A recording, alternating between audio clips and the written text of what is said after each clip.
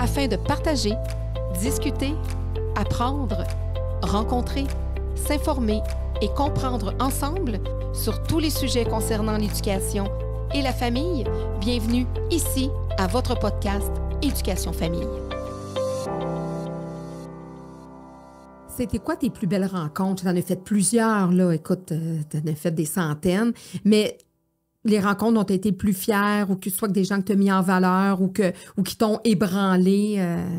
Ben, la René Lévesque que je te racontais tantôt, pour moi, chez les gens connus, c'est la plus belle. J'ai eu aussi Robert Bourassa, du temps où il faisait sa traversée du désert, qu'on disait, là, entre ses deux mandats. Okay. Il a continué à faire des entrevues dans les stations de radio, puis il venait en région.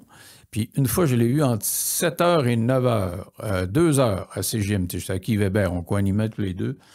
Et c'était extraordinaire. C'était un ancien premier ministre, là, puis on lisait le journal ensemble, on commentait le journal, puis il était, d'un point de vue interactionnel, Bourassa, c'est un des plus gentils politiciens que j'ai rencontrés. Vraiment, c'était une soie, là. C'était vraiment quelqu'un de... Tu t'attachais à ce monsieur-là. Puis 3-4 ans après, je le revois, puis « Hey, monsieur Lévesque! » Il se rappelait de mon nom. Alors, toujours est-il que... C'était quoi déjà ta question? C'est ceux qui t'ont marqué, qui t'ont bouleversé. Là, je te remonte à mes vieux souvenirs. Oui. Quand je faisais de la radio. En faisant de la télévision, c'est sûr que Larry King, Paul McCartney, puis ce genre d'affaires-là, c'est... Mais... un peu des idoles, puis des gens significatifs, un peu dans le même domaine que pour toi, c'était... un peu une consécration des recevoir, puis dans les Monsieur, Madame, tout le monde. Mais c'est surtout, c'est ça, je te dis, comme, tu sais, j'ai des beaux souvenirs des gens connus, des belles entrevues que j'ai fait avec des gens connus aussi. Michel Louvain, que j'ai beaucoup aimé, je l'ai invité quelques fois. Tu sais, Ginette Renault est venue presque une fois par année. Oui, parce que c'est vrai que ça, on dirait que tu te faisais aussi un devoir d'inviter ceux qui étaient disparus de nos écrans. Ben, ceux ils sont des gens encore pertinents, mais que justement, ils n'étaient plus dans les mainstream. Là, ils étaient ailleurs. Mais c'est des gens qui ont du vécu. Là, que Pierre Marcotte, là, comme communicateur, c'était quelqu'un d'assez extraordinaire. Puis j'étais tellement déçu de ne pas être là quand il est décédé. Il est décédé de la COVID. Puis j'avais plus d'émission. Quand Pierre Lalonde est décédé, je n'étais pas là non plus. Puis je trouvais ça plate, parce que je me disais, si j'étais en onde, ces gens-là auraient eu l'hommage auquel, normalement, ils auraient dû avoir droit. Qui aurait mérité. Et ils ont passé 30 secondes aux nouvelles ou un topo de 2 minutes, ici et là. Sauf Denise Bombardier, ils ont diffusé à TVA, ils sont propriétaires de mes affaires, et donc ils ont diffusé une entrevue que j'avais faite avec elle. Mais tu sais, bon, les gens connus, il y en a beaucoup qui m'ont marqué parce que c'était des beaux êtres humains. C'est pas l'œuvre qu'ils avaient faite ou c'était des vrais fins, en fait. Oui, exactement. C'est un gars comme Boule Noire, là, qui est venu, je pense qu'il est venu 3 fois avant de mourir. Boule Noire, je faisais jouer sa musique à CHVD à Dolbeau. Aimes-tu la vie comme moi? Et je l'ai connu... Il luttait contre le cancer, puis la première fois, il est venu, puis il m'a parlé de cancer. La deuxième fois, il était plus avancé, puis la troisième fois, vraiment, c'était fini. Mais il continuait à essayer de s'auto-persuader qu'il allait passer au travers. Mais j'ai vraiment connecté avec lui, là, tu sais, puis c'était des beaux moments, mais c'est des beaux moments d'être humain, tu sais. Et donc, mais les Armands, les entrevues qui m'ont le plus marqué, là, c'est généralement des êtres humains... des beaux êtres humains, là, tu sais. Je pense à Caroline Auger. Je parle souvent d'elle parce que je repense encore assez souvent. C'est une jeune fille qui était enceinte quand elle a accouché, là, puis ils ont vu qu'elle avait une tumeur. Ils ont appris qu'elle avait un cancer. C'était un cancer redoutable.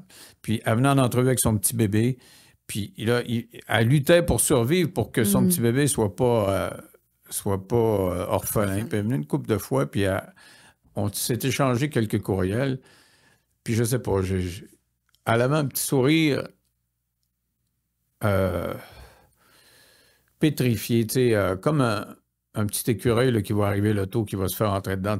Il fallait qu'elle soit là pour son enfant, mais en même temps, elle avait peur, puis elle était déterminée Puis je ne sais pas comment expliquer ça. Oui, c'est ça. Elle était elle-même. Tu voyais le petit enfant à elle qui était apeuré là, de ce qui allait arriver pour elle. Là. J'ai eu Joanie Comtois aussi, qui est décédée, elle aussi, quelques mois après avoir fait quelques entrevues. On a fait 2 entrevues, je pense. Mais c'était des jeunes inspirants. Puis c'est pas juste des gens qui sont décédés, là.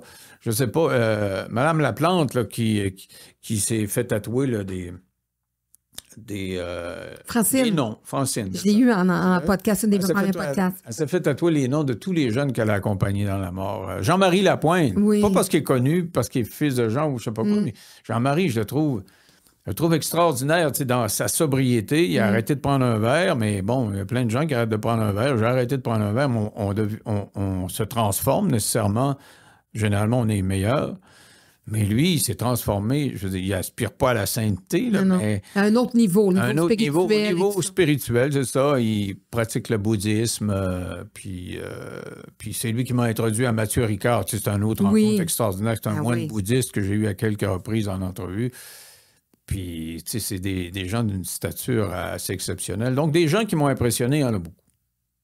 Tu parlais de sobriété. Toi, c'est un choix que tu as fait. Là. Ça fait plusieurs années. Longtemps. Longtemps, mais quand même, c'est comme... C'est un jour à la fois qu'ils disent. Hein? C'est un jour à la fois. Puis, qu'est-ce qui fait que tu as fait ce choix-là? C'est qu'à un moment donné, tu t'es rendu trop loin dans ta carrière, dans ton cheminement professionnel, personnel? En fait, moi, j'ai toujours su que j'allais arrêter de prendre un verre parce que j'ai un grand-père qui a eu des problèmes d'alcool, des oncles, des tantes, mon père, ma mère. L'alcool est omniprésent dans ma vie. Et je me souviens que mon grand-père... puis j'étais très proche de mon grand-père. Tu sais, j'allais le voir souvent. Même, à un moment donné, il m'avait payé une moto comme cadeau. Quand je te dis, c'est celui qui avait de l'argent, qui était propriétaire de la ville. Et son chalet était assez loin, donc moi, j'avais la moto, puis j'allais le voir au chalet souvent. Je prenais un coke avec un chip, puis là, on jasait avec mon grand-père. Tu sais. Donc, j'étais très près de lui. Puis il est décédé à 77 ans. Il a arrêté de prendre un verre à 66. Et moi, je n'étais pas là, mais ses enfants, là, mes oncles, mes tantes, ma mère, qui étaient là au moment qu'ils l'ont accompagné dans sa dernière semaine, parce qu'il est parti vite. C'est dans son tempérament. Il avait un cancer. Puis on vu qu'il était beaucoup plus avancé qu'il pensait. Ils l'ont fait rentrer à l'hôpital, puis une semaine après, il était parti. Mais il avait dit à mes oncles, tantes, mères, j'ai un regret dans la vie, c'est d'avoir cessé de boire trop tard. À 66 ans, j'aurais donc dû arrêter avant. Et ça a été une belle vie. J'ai eu une belle vie, mais elle a été surtout belle de 66 à 77 ans parce que j'ai eu le temps de la voir, j'ai eu le temps de la sentir, alors que quand j'étais sa galère, c'était pas la même chose. Donc ça a résonné très fort quand j'étais jeune. Moi, il est décédé, j'avais 21 ans. Il a dit ça, j'avais 21 ans, puis j'étais dans l'alcool tout le temps. Au cégep, on prenait puis la radio, c'est un milieu d'alcool, puis j'ai vraiment pris beaucoup un coup. Et ma mère a eu des problèmes d'alcool, et ma mère a arrêté pas longtemps après le décès de mon grand-père aussi. Je pense que son décès a ébranlé pas mal de monde. Et donc, elle a arrêté, et ça l'a complètement transformé aussi. Donc, je trouvais ça inspirant de voir que ma mère puisse être transformée comme ça. Mais je ne faisais pas le lien avec moi. Sauf que je faisais une vie débridée. Là. Comme je te dis, je travaillais comme morning man à la radio, puis souvent, je me couchais par terre à la station. J'arrivais après avoir fait le tour. Picolé. Mettons, après ma visite au resto, il devait être 4h30. Je me couchais, puis j'étais en onde, mettons, à 6h, puis je me réveillais à 5h30. Donc, je couchais par terre pour être sûr de me réveiller, pour être sûr d'être là. Et un jour, je n'étais pas capable de parler. J'ai essayé de parler dans le micro, je n'étais pas capable. J'ai dit au gars, mets de la musique, puis je n'étais pas payé à mettre de la musique, j'étais payé pour parler. Et je m'étais toujours dit, si jamais ça a un effet sur mon travail, je vais arrêter. Donc, j'ai arrêté, je me suis dit, je vais arrêter une semaine. Puis j'ai arrêté une semaine, ça m'a fait du bien. Mais pourquoi pas 2? J'ai arrêté 2. Puis finalement, j'ai arrêté un mois en me disant, après un mois, je reprendrai de l'alcool. Là.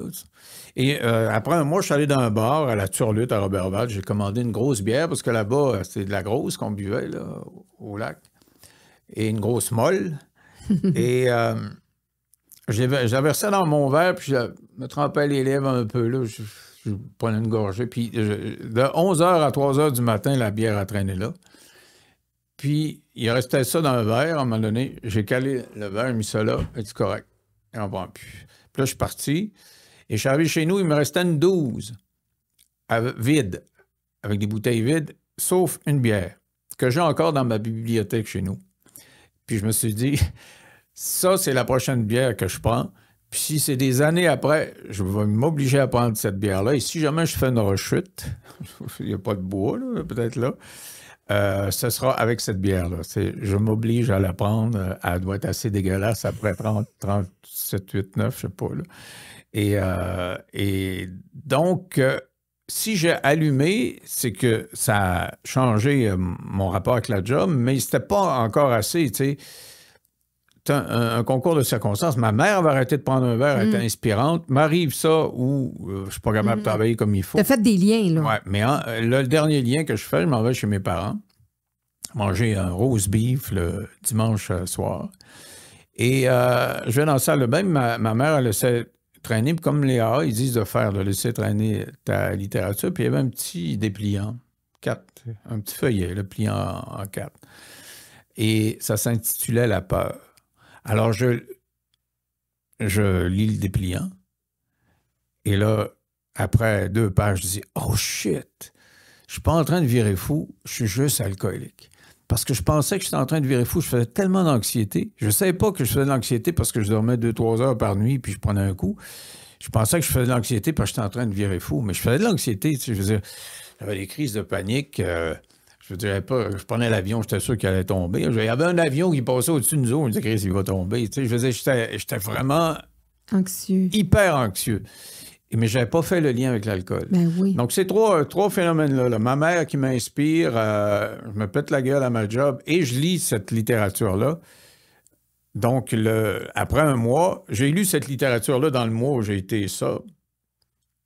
Et là, j'ai pas pris ma bière ce mois-là, puis bon, on n'est plus repris. Cette bière-là est encore chez toi. Elle est encore chez moi. Effectivement. Je te souhaite grandement de pas vouloir la boire, de ne pas avoir assez soif. Non, j'espère bien. Mais après tant d'années, ils disent que même si un jour à la fois, c'est derrière. Ah non, mais tu étais à une bière d'une rechute. Oui, c'est vrai, parce que un événement dans ta vie, puis... Moi, je suis sûr que je prendrais peut-être pas une, là, mais...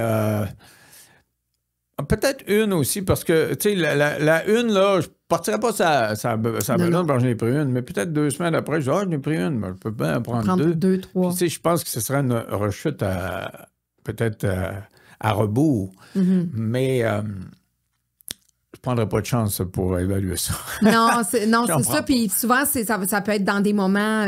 difficile de la vie que parfois ça peut arriver. Donc, il faut faire le choix dans ces moments. Oui, parce qu'il m'arrive encore d'avoir soif là, quelques fois par année. S'il y a des grosses émotions, si je ne suis pas sûr de mes affaires. Et souvent, c'est la musique qui va me déclencher ça. La musique me remet dans des ambiances. Je suis très, comment je te dis, auditif, plus que visuel. Puis, quand j'entends un certain type de tune qui me remettent dans je sais pas, d'une époque, là, une époque où j'avais du fun, puis c'était le fun. Ou une époque où, c'est pas tellement quand j'étais Sabelloune, ça peut être la musique d'après, ou quand c'est mon père qui est décédé, ou quand c'est, je sais pas, je me suis séparé, ou je sais pas. Tu sais, si je suis dans une mauvaise passe, ça prend plusieurs facteurs en même temps, c'est pas juste la toune intrinsèquement, mais si je suis dans une mauvaise passe, puis j'écoute la toune, puis je stick là-dessus. Je peux avoir soif une couple de minutes, 2-3 minutes, pas plus que ça, mais ça m'arrive. Mais c'est de faire le choix, de rester. Mais c'est important que ça revienne de temps en temps comme ça, parce que ça dit, oh, je suis pas à l'abri. C'est pas parce que ça fait si longtemps que ça que je suis à l'abri. C'est pour ça qu'ils disent comme une journée à la fois. Puis, mais c'est sûr que, comme tu dis, ça change une vie parce que tu es devenu père. Ouais. Donc, ça a dû te confirmer justement que d'être sobre, d'avoir ce choix-là, quand on a un rôle de parent, ça a son importance aussi de faire ce choix-là. Là. Moi, je dirais que c'est la plus belle chose qui m'est arrivée dans la vie, c'est d'être père. Je sais pas, je parlais de mon grand-père, quand c'est héréditaire, il y a plein de choses héréditaires. Si l'alcoolisme l'était, je peux dire que l'amour des enfants l'était aussi. Mon grand-père avait 24 petits-enfants, je sais pas, il y avait 8 enfants. Mais c'était pas le bonhomme qui s'occupe pas de ses enfants. Même ma grand-mère était un petit peu frêle, puis quand elle a eu des enfants, les médecins disaient « Fais attention, Armand, à Gertrude, là, parce qu'elle n'est pas forte. » Donc, c'est lui qui s'occupait des enfants, il les menait à l'école, puis il faisait toutes sortes d'affaires de même. Et mon père n'était pas nécessairement de même, mais c'était pas Leclerc, c'était l'évêque, mais je parle au niveau des Leclerc.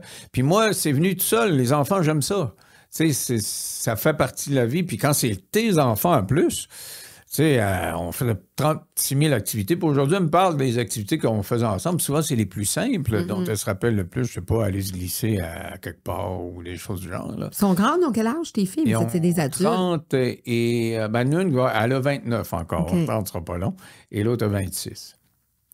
C'est ta plus grande fierté. Quel genre de père as-tu été ou es-tu encore? Peut-être parce que mon père parlait pas beaucoup. Moi, j'ai parlé beaucoup à mes enfants, puis j'aurais demandé de me parler beaucoup. Je disais, on casse le moule. Il faut casser le moule, parce que moi, je viens d'une génération que ça parlait pas, puis nous autres, on va parler. Les sentiments, les hommes, les émotions. C'est ça. Puis quand ça marchait pas, puis je sentais qu'elles étaient mal à l'aise avec n'importe quoi, là. Je m'installais à côté, là, sur le lit. J'étais au pied du lit, puis j'étais là. Tant que tu me le diras pas, tu dormiras pas. Qu'est-ce qu'il y a qui marche pas? Puis finalement, il finissait par le dire, puis pleurait un petit peu, puis ça les requinquait, là, tu sais. Donc, je les ai fait beaucoup parler. J'ai fait beaucoup d'activités avec eux autres. J'étais un papa gâteau. J'aurais donné la vie que moi, j'aurais aimé avoir si j'avais eu leur âge à leur époque, là. Comme par exemple? Qu'est-ce que tu as manqué? On fait du vélo. On était, par exemple, à Valcartier. À chaque année, on partait une semaine, 7 jours. En camping à Valcartier. Ma mère était à Québec. On allait à Québec une couple de jours. Ma soeur aussi, elle avait une piscine. Puis là, on partait là, en 4 jours. Là, on faisait 3 jours chez ma mère puis chez ma soeur. Puis on partait dans une tente. Et puis je glissais. Là, tu sais, j'avais, je sais pas, je te dirais aux alentours de 47, 48 ans. Ça tient jeune, là, tu sais, des enfants. Oh, oui. Puis la grosse, là, qui est bien haute, là, moi aussi, j'avais peur de descendre là-dedans. J'ai fait tous ces manèges-là. On est allé à Disney World à plusieurs reprises. Je les ai emmenés en voyage à Cuba avec leur grand-mère. Leur grand-mère était très proche d'elle aussi, parce que ma grand-mère, leur grand-mère, qui était ma mère, qui était donc une Leclerc, aimait beaucoup les enfants, parce que ça faisait partie de nos valeurs. Et donc, c'était des activités où tu sais, pour une activité un petit peu plus formatrice, je m'organisais pour qu'il y ait un tour en activité ludique. Là, on va aller voir un musée, on va y aller peut-être 1 heure, puis après ça, on a 8, 9, 10 heures de fun, c'est un côté éducatif. Ouais. Qu'est-ce que tu veux plus transmettre à tes filles? Ce dont tu es fier, mais est-ce que tu es assuré de leur avoir transmis là, un bon bagage? Bien, je pense qu'elles n'ont pas trop d'a priori social. Un a priori, bon, je veux dire, socialement, elles n'ont pas trop d'a priori. Tu sais, je veux dire, elles parlent à tout le monde. Elles sont très sensibles. C'est vraiment très, très sensibles. C'est ma plus jeune travaille elle a commencé, elle va être travailleuse sociale officiellement dans 2 mois, là, son diplôme. Mais elle travaille à accueillir les réfugiés. Puis, elle est bonne. Elle a toujours un grand sourire, elle les accueille, tu sais. Puis, ma plus vieille, elle travaille avec moi dans le podcast. Elle m'a pas mal convaincu d'être dans le podcast. Être hypersensible à tout, là, tu sais, je veux dire, elle sent puis elle voit des choses que le commun des mortels ne voit pas ou sentira pas. Puis là, des fois, on me laisse une note dans ton entrevue, là, peut-être que ici, puis ça. Puis tu sais, il y a des choses qui se disent plus aujourd'hui. moi, je l'ai dit pareil, mais bon, tu devrais pas te dire ça de même. Et puis, mais donc, c'est des enfants très sensibles, puis très, très généreuses de leur temps, puis de leur...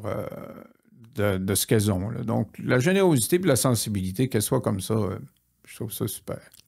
Dans les invités, je vais revenir un petit peu aux invités que tu as reçus parce que c'est monsieur, madame, tout le monde. Et tu as dit que tu as été comme caricaturisé là, avec Bye Bye, tout ça.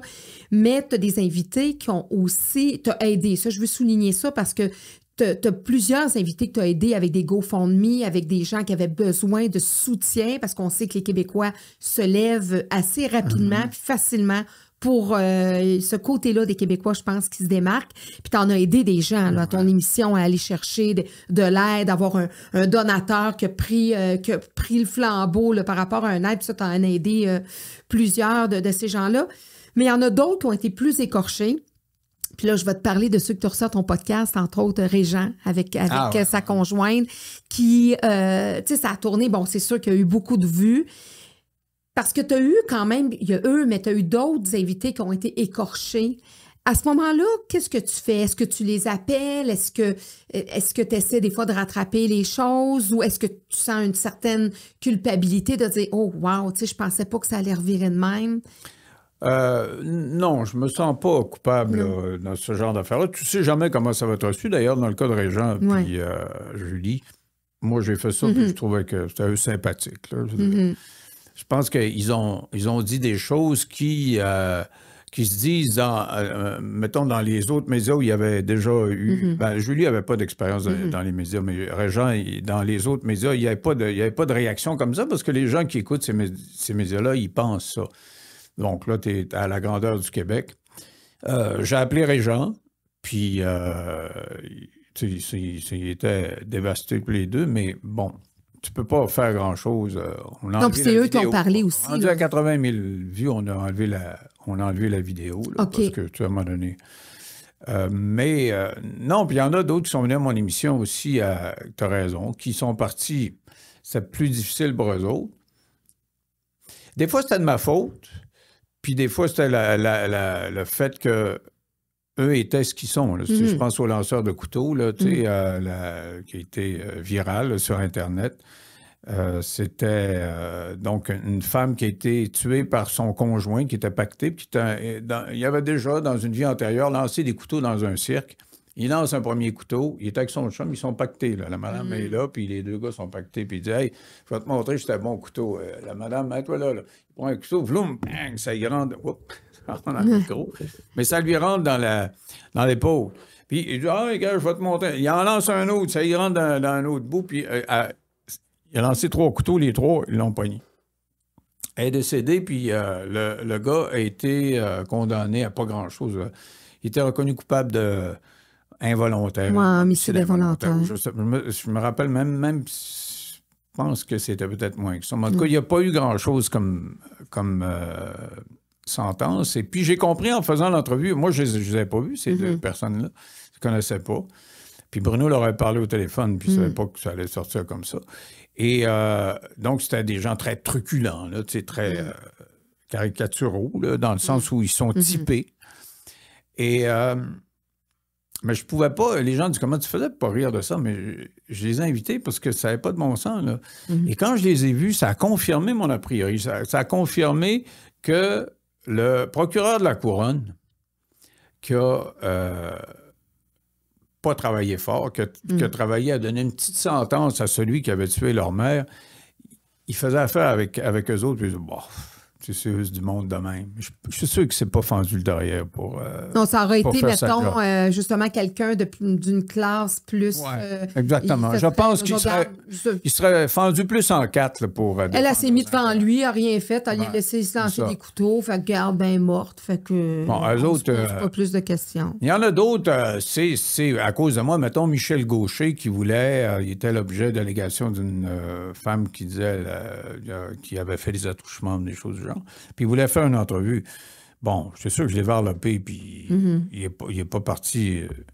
Content. Non, il m'a rappelé un an et demi, 2 ans après, il voulait repasser parce que, je sais pas, il y a eu des développements dans son affaire. Je disais, non, là-dessus, une fois, c'est assez. Ou le chef Apollo, là, tu sais, il y avait un tas d'allégations autour de lui. Il est venu 1 heure avec moi, là, puis je veux dire, il a trouvé l'heure longue, là. Oui, parce qu'à un moment donné, tu as un travail aussi d'intervieweur. Il faut que tu aies les deux côtés de la médaille. En tant qu'être humain, j'étais sympathique avec lui, mais il y avait une série de d'allégations. Moi aussi, là, tu me mettons des allégations, là, tu pousses, Ouais. là, tu dis, attends une minute, là, toi, tu dis que mais elle a dit ça, puis ça, puis ça, puis, tu sais. Puis, bon, mais des fois, il faisait un saut parce que je suis un bon Jack, mais un bon Jack qui fait la job de dire, t'es venu ici pour te défendre, ben défends-toi. Oui, c'est ça. Je te donne la tribune quand même, parce qu'il y en a qui ont profité de ta tribune pour venir démystifier des choses, parler. Je parle du gars qui parle des extraterrestres, je parle de peu importe. Puis il y a des gens. Puis tu as eu des gens que, comme, on sentait que tu les affectionnais, même s'ils étaient marginaux ou plus controversés. Je parle entre autres du Doc Mayou, que tu as invité à plusieurs reprises. Qu'est-ce que tu appréciais de Doc Mayou? Ben, le Doc Mayou, c'est une relation amour-haine, une relation chaude-froide. C'est que, d'abord, au début, les 10 premières années que j'ai eu le Doc, je l'ai brassé solide. Vraiment, c'est les entrevues qui ont brassé le plus. En rapport avec ses déclarations sur les Noirs, sur les musulmans, sur toutes ces affaires, quand ils se mettaient les femmes, le patriarcat, ça brassait. Vraiment, ça... Puis, quand il venait, on avait une bonne cote d'écoute parce que ça brassait vraiment, mais ça brassait parce qu'il fallait que je le brasse. Je veux dire, il disait des affaires qui n'avaient pas de bon sens. Maintenant, j'ai connu sous un autre jour quand le Collège des médecins s'est mis à cogner dessus, mais à répétition, mais pas nécessairement d'une façon désintéressée. C'est comme si, puis le gars, j'ai fini par connaître son nom, il s'appelle Mario Deschênes, qui était le syndic du Collège des médecins. Il l'avait dans son collimateur et là, c'était pour une autre raison. C'était une histoire de prescription de... Il appelait ça des... pas des mégadoses, des... C'est ça, des mégadoses. OK. C'est des doses plus fortes que ce que le producteur de médicaments recommande. Mais ça, c'est une façon anglaise, d'Angleterre, de voir les choses. On va donner ces doses-là plus fortes pour certains types de schizophrénie. Pas pour tout le monde, mais pour certains types de schizophrénie. Et là, ils ont commencé à le gosser pour ça, mais solide. Mais là, tu vois que c'est de l'acharnement. Il récupérait son droit, il leur perdait. Puis là... Mais il était combatif. Peut-être que c'est ça aussi qui vous ressembliez un peu là-dessus, sur le fait de combattre puis de dire, regarde, moi, je vais aller plus loin. Puis... Mais moi, entre le gros et le petit, je prends pour le petit. Puis dans ce domaine-là, il se retrouvait avec tout le Collège des médecins là, qui vraiment... c'est comme s'il avait dit... Mais oui, mais si vous voulez cogner dessus, il avait cogné dessus pour les déclarations qu'il avait faites, puis il ne pouvait pas faire grand-chose plus que le suspendre quelques jours ici et là. Mais là, c'était sur un fond substantiel. C'était une question de comment on soigne le monde. Et j'ai eu plusieurs de ces clients qui étaient... parce qu'il avait une certaine expertise, puis il connaissait son travail. Mais il y a des clients qui sont venus. Là, quand ils étaient radiés, là, il n'y a plus le droit de leur prescrire ces doses-là. Les autres psychiatres, eux autres, ils leur donnaient des petites doses. Mais eux autres, ils étaient habitués d'avoir ces doses-là. J'en ai fait venir 2 ou 3 fois, là, il y a plusieurs, puis qui me disaient, ça n'a pas de bon sens de le radier. Là, nous autres, avec des petites doses, là, moi, je suis en crise d'anxiété, je me peux plus, je m'ennuie du doc. Il s'ennuyait de sa mégadose. Et il y en a qui disaient, des années à avoir plusieurs médecins, ils n'ont jamais trouvé la dose que ça me prenait. Là, je l'ai, je suis bien, puis ils me l'enlèvent parce que radier, il n'avait plus. Alors, quand j'ai vu, il y a des gens qui souffraient à cause de ça, je trouvais ça moins drôle. Et puis, voilà. Donc, je me suis mis à le défendre un peu, puis voilà. Oui, puis avec c'était comme controversé. Puis des fois, tu disais, il a raison. Des fois, tu disais, ça n'a pas de bon sens. C'est ça, exactement. Mais cela dit, comme tout est noir et blanc, tu étais pro-Doc Mayou par rapport au contre. Je n'étais pas pro-Doc.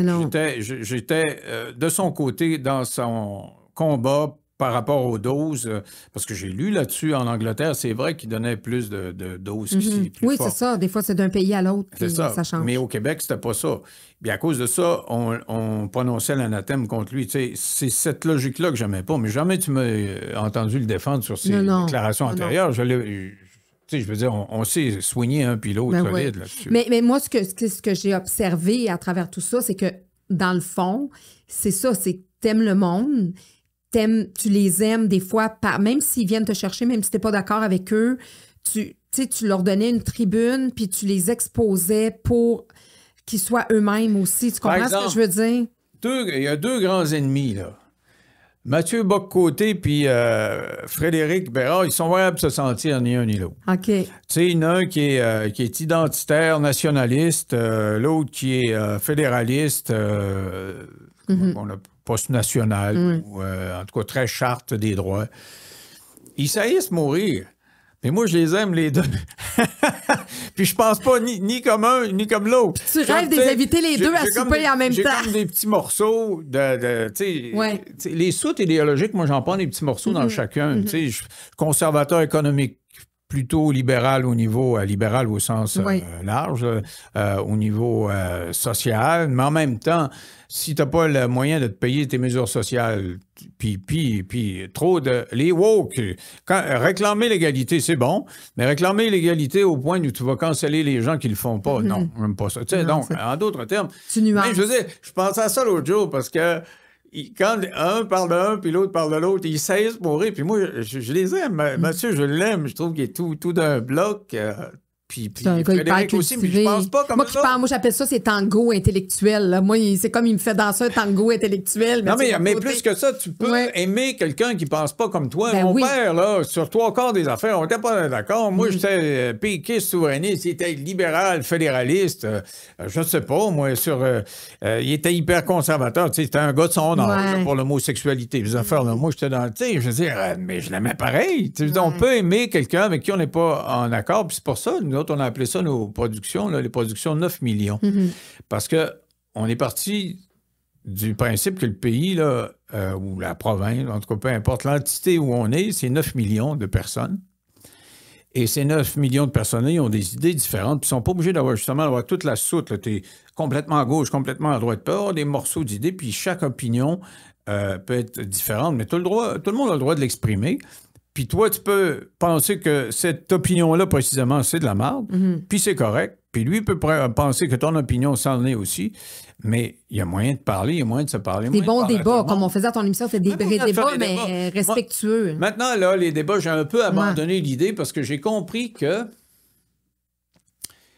c'est plate à dire, mais c'est quand même ça. Si tu fais un débat, ça veut dire que tu es obligé d'écouter l'idée de l'autre. OK. Et je sais maintenant que tu sais, mettons, j'ai fait un débat à Frédéric Bérard, justement, avec Hans Mercier. Un qui était plutôt trompiste, en tout cas, il comprenait le phénomène de Trump, puis l'autre, il était particulièrement anti-Trump. Les pro-Trump, ils n'ont pas voulu regarder ça parce que il fallait que tu entendes l'anti. Puis l'anti, ils ne veulent pas entendre le pro. Fait que t'es mieux d'en faire une entrevue avec le pro, puis le lendemain, une entrevue avec l'anti, parce qu'il y a des gens qui sont pas capables d'écouter. Quand tu appelles ça une chambre d'écho, c'est ça. Ils sont pas capables d'écouter ce que l'autre va dire. C'est bizarre. Qu'est-ce que Denis Lévesque... C'est pas bizarre, c'est déplorable. Oui, c'est ça, oui, parce que des bons débats dans le respect, c'est intéressant d'écouter l'autre, parce que ça te permet d'évoluer, parce que là, dans cette formule-là, on n'évolue pas, là, on se complaît à c'est un peu comme Facebook qui nous envoie ce qu'on je pense que l'humanité est complètement changée à cause de ça, puis elle ne s'améliorera pas, ça va être pire. Avec l'intelligence artificielle, ça va être pire. Moi, je suis très... Tu sais, les gens disent « Ah, on est optimiste, on finira toujours par... Moi, j'ai pas beaucoup d'optimisme en ce qui concerne... ma blonde n'aime pas ça. Quand je commence à parler de ça, « Ah non, parle-moi pas de ça! » Puis je leur parle à ça à Noël, des fois, là, quand on est toute la famille, là, les enfants, puis ça fait 10 ans que je leur parle de ça. Que la démocratie a étiré sa possibilité d'être, puis que l'élastique, il va péter. Il pète partout. Le Portugal, là, il vient de dire à quelqu'un de droite. Puis, tu sais, il y a des gens comme... je viens de présenter justement avec Béron une série de reportages sur l'Amérique latine. Les dictateurs, ils en veulent, puis ils en ont besoin. Même, ils en ont eu besoin au Salvador. C'est une bonne affaire. Aux États-Unis, il y a plein de gens qui pensent que Trump devrait avoir tous les pouvoirs parce que le système ne marche pas. Il est mieux avoir un dictateur. Je pense ils ont besoin d'être encadrés. Mais je pense que Internet fait que les algorithmes imposent le raisonnement. Tu sais, comme on parlait de Doc Mayou, là, tu sais, non, t'es pour ou t'es contre? Tu peux pas être dans le milieu, tu sais. Puis toute la vie est maintenant pour ou contre. Tu peux pas être dans le milieu de rien. T'es noir, t'es blanc, il n'y a pas de gris. Et ça, le résultat de ça, je vois pas comment l'humanité va s'améliorer. Moi, je suis un peu misanthrope. Plus je vieillis, moins j'ai confiance en l'homme. Avec un grand H, je veux dire. Là. Et puis... Au début, j'avais peur des robots, j'avais peur de l'intelligence artificielle, puis je me dis peut-être que c'est le salut de l'humanité, c'est l'intelligence artificielle. Peut-être que le robot, il va dire, regarde, si tu veux pas que la planète implose, là, moi, je vais refuser quand tu veux. Je sais pas, moi, si tu veux construire une babelle qui n'a pas de bon sens, qui va faire un tas de GES à quelque part, m'a te scrappé toute l'électronique qui est autour de ça, tu ne seras pas capable de construire. Peut-être que ce sera. Tu ne pourras pas me soudoyer avec une enveloppe, puis tu ne pourras pas me. Non, mais je veux dire, on dit ça avec un petit sourire, mais quand même, je le pense. Je pense que la démocratie aura été une courte parenthèse. Il y a une courte parenthèse chez les Grecs, une courte parenthèse chez nous, puis on va avoir d'autres systèmes, puis peut-être que c'est mieux d'avoir d'autres systèmes, des économies planifiées par juste quelques personnes ou quelques robots, où on aura un petit peu moins de liberté, mais la planète va survivre.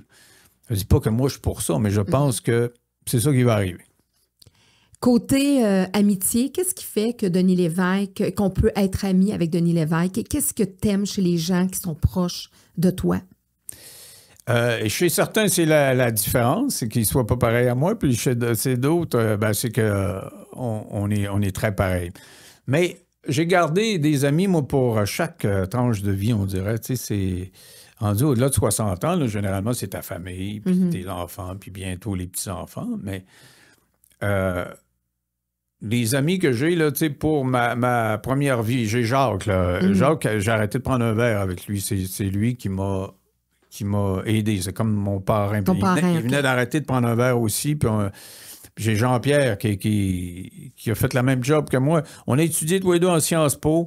On a tous les deux voulu faire de la radio. Il a fait de la radio. Il a gagné sa vie jusqu'à il y a 2 ans à Radio-Canada à Chicoutimi. Il tripait sa traversée. Puis je suis en train d'écrire une préface de son livre sur la traversée. Donc, puis ça, c'est mes vieux amis. J'en ai quand... en vieillissant un peu plus vieux, Méville, que j'ai connu, je devais avoir à peu près 32, 33 ans. Tu sais, puis jusqu'à 40 ans, j'ai connu du monde. Puis depuis 40 ans, des nouveaux amis, là, mon dernier, c'est Bruno, mon chef de pupitre, mais ça fait déjà 20 ans qu'on se connaît. Mais tu sais, incorporer des nouveaux amis, c'est plus compliqué. J'en ai pas tant que ça. Là. La qualité, c'est plus la qualité que la quantité. Oui, puis j'essaie de faire attention à mon amitié. Là, moi, t'es loyal. T'es un ami loyal. T'es loyal en amitié. Je pense que oui. Puis en professionnellement aussi, parce que justement, le projet 9 millions, tu l'as parti avec Serge Fortin, qui était VP à TVA. Puis bon, malgré certaines petites controverses, tu as continué, tu as travaillé avec lui, tu as pris ce projet-là. Il y a eu des petites déceptions par rapport à certaines personnes, par rapport à ça, mais tu t'es dit, moi, je continue quand même avec ce gars-là parce que chaque être humain a son bon et son mauvais. Il a été congédié d'une job à TVA, il était le boss. Puis il y a des gens qui disent, nous autres, quand il était boss, on a trouvé ça dur. Bon, je peux compatir avec eux autres. Mais actuellement, ils ont une nouvelle gang de boss. Je serais curieux d'aller voir l'atmosphère qu'il y a à TVA, là. Ça ne doit pas être Guilleret, là. Quand tu dis que la moitié du monde se fait sacrer dehors, qu'ils vendent la moitié des édifices, puis je pense pas puis être gestionnaire, c'est être gestionnaire. Là, en sifflant, là, ça ne doit pas être extraordinaire. Donc, moi, avec Serge, je veux dire, ça fait 3 ans et demi, là. Ça pose encore le problème. J'en ai parlé cette semaine de Julien Lacroix, là, ou je sais pas quoi. Puis, tu sais, Serge, il est coupable de rien. Il n'a rien fait. Non. Il y a eu un article dans le journal de gens qui, sous le couvert de l'anonymat, ont dit qu'il était fatigant puis il était pesant. Mais c'était son administration qui était fatigante et pesant. Bon. Il était remercié, puis 3 ans et demi après, il part d'autre chose. Puis moi, c'est avec lui que j'ai commencé, je peux dire, ma carrière de spécialiste en éducation. C'est lui qui m'a collé ce titre-là. J'ai un chum de TVA qui m'écrit, il dit, moi, ça me dérange un peu que tu partes avec Serge parce que c'est dur à la fin, mais je comprends que tu partes avec lui parce que c'est le meilleur en télévision, puis c'est vrai que c'est le meilleur. Non, c'est ça. Puis, tu sais, j'ai lu justement, tu disais, moi, je crois à la rédemption des gens, puis à la correction, puis on est tous des êtres humains, puis... Non, moi, je pense que si t'es pas capable de donner une chance à n'importe... Moi, je me suis pété à la gueule souvent, tu sais. Je te disais, j'ai des fois changé de station. Ça n'a pas marché. Ça n'a pas marché. Puis t'es en chômage, c'est plus rien. Mais tu peux essayer de trouver des fautes à qui, mais, tu sais, je veux dire, tu réessayes d'autres choses. Ah, ça marche. Puis tu dis, OK, là, comme je suis bon, je vais réessayer encore plus haut que ça. Bang, tu te pètes la gueule, tu redescends. Tu sais, la vie, là, c'est comme du parchésie. T'as des échelles, puis t'as des serpents. Puis ceux qui font une belle vie, c'est qu'ils ont monté un petit peu plus d'échelles qu'ils ont eu de serpents. Mais il n'y a pas personne qui n'a pas de serpent. Tout le monde finit par redescendre un peu. Puis des fois, tes serpents, si tu les utilises pour revenir dans les échelles plutôt que de rester en bas, ben, ça fait une différence de qu'est-ce que tu fais de tes serpents aussi. Ça fait une grosse différence. Puis tu sais, on part un podcast, nous autres, là, on lance pas un réseau de télévision. Non. Puis on a du fun, alors.